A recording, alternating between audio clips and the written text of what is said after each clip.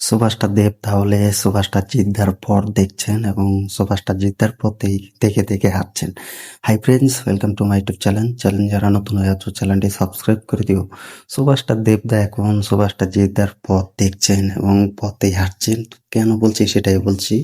তো সুভাষটা দেবদার কিন্তু অলরেডি তার জন্মদিন উপলক্ষে কিন্তু বাইক অ্যাম্বুলেন্স দাদা এই মুভিটির কিন্তু অলরেডি ফার্স্ট লুক চলে আসে। তো এই মুভিটি কিন্তু সুভাষটা দেবদা করতে যাচ্ছেন তার প্রোডাকশন হাউস থেকে এবং নন্দিস মুভি প্রোডাকশন হাউস থেকে। তো এই মুভিটি কিন্তু অন্য লেভেল নিয়ে কিন্তু ফিরতে যাচ্ছেন 2026 সালে। তো এটি কিন্তু জানুয়ারি মাসে কিন্তু পুরো শুটিং কিন্তু শুরু হবে, তো তেমনটা কিন্তু জানানো হয়েছে। তো সুভাষটা দেবদাকে আমরা বাইক অ্যাম্বুলেন্স দাদা হিসাবে পেতে যাচ্ছি এই মুভিতে। তো এই মুভিটি কিন্তু তার জন্মদিন উপলক্ষে কিন্তু ফার্স্ট লুক এনেছে। তো এই মুভিটাতে কিন্তু সুভাষটা দেব বাইক অ্যাম্বুলেন্স হিসেবে অভিনয় করবে এবং গ্রাম বাংলা থেকে কিন্তু রোগীদের বাইক দিয়ে কিন্তু সেবা দিবেন এবং হাসপাতালে নিয়ে যাবেন। এই বাইক অ্যাম্বুলেন্স দাদা হিসেবে তিনি এই মুভিটাতে অভিনয় করবেন। তো এখন বলছি যে সুভাষটা জিদ্দার সাথে কেন হাঁটছেন এবং সুভাষটা জিতের পথে কেন দেখছেন। তো সেটাই বলছি। দেখো, সুভাষটা জিদ্দার আগামী বছরে মুভি আসতে যাচ্ছে। কেউ বলে বিপ্লবী, কেউ বলে ডাকাত। তো এই মুভিটি কিন্তু Jeet film work production house থেকে এবং নন্দেশ মুভির প্রোডাকশন হাউস থেকে কিন্তু এই মুভিটা করছে এবং আছে। তো এখন সুভাষটা দেবের আগামী মুভি সেটা হচ্ছে বাইক অ্যাম্বুলেন্স দাদা। তো এই মুভিটি কিন্তু নন্দেশ মুভির প্রোডাকশন হাউস থেকে আসতে যাচ্ছেন। তো একই প্রোডাকশন হাউস থেকে কিন্তু সুভাষটা জিদ্দা কিন্তু আগে করেছেন। তো এখন সুভাষটা দেবদা কিন্তু সুভাষটা জিদ্দার দেখা দেখে কিন্তু এই নন্দিস মুভি প্রোডাকশন হাউস থেকে কিন্তু মুভি করছেন এই বাইক অ্যাম্বুলেন্স দাদা। তো এই মুভিটা কিন্তু আসতে যাচ্ছেন। তো এটাই হচ্ছে সুভাষটা জিদ্দা এবং সুভাষটা জিদ্দার মতো কিন্তু আরো পথ কিন্তু সুভাষটা দেবদাও কিন্তু দেখা পাচ্ছে এবং দেখার সুযোগও করে দিচ্ছেন সুভাষটা জিদ্দা।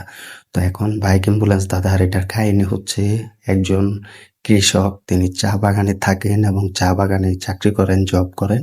তো সেখান থেকে তার একটি বাইক থাকে এবং গ্রামবাসীদেরকে নিয়ে কিন্তু তিনি মাঝে মাঝে কিন্তু তার বাইক দিয়ে কিন্তু হাসপাতালে কিন্তু পৌঁছে দিতেন। তো এটা কিন্তু এই মুভিতে কিন্তু বলা হয়েছে এবং কিছু স্কিপও আমরা পেয়েছি। তো এটার সাথে সাথে কিন্তু সেই চাওয়ালা এবং সেখানে যে লোক চাকরি করে এবং জব করে সেই চা বাগান এবং চাওয়ালা সে বাইক দিয়ে তার গ্রামবাসীদের এবং গ্রামের লোকদের কিন্তু হাসপাতালে নিয়ে যেতেন। তো এটার জন্য তাকে বলা হয় বাইক অ্যাম্বুলেন্স দাদা।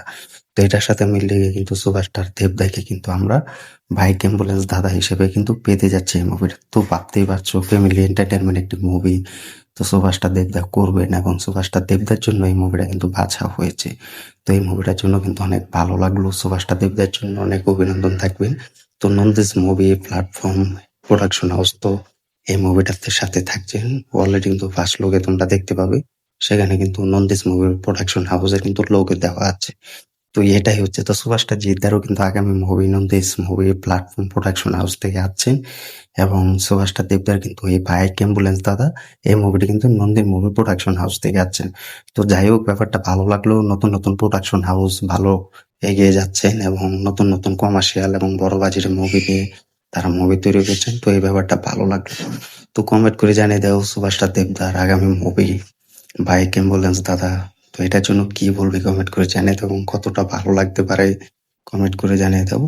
ভিডিওটি ভালো লাগলে শেয়ার করে দিও। চ্যানেল নতুন হয়ে থাকলে চ্যানেলটি সাবস্ক্রাইব করে দিও। দেখা হবে নতুন ভিডিও নিয়ে, নতুন আপডেট নিয়ে। ধন্যবাদ সবাইকে তখন সাথে থাকার জন্য।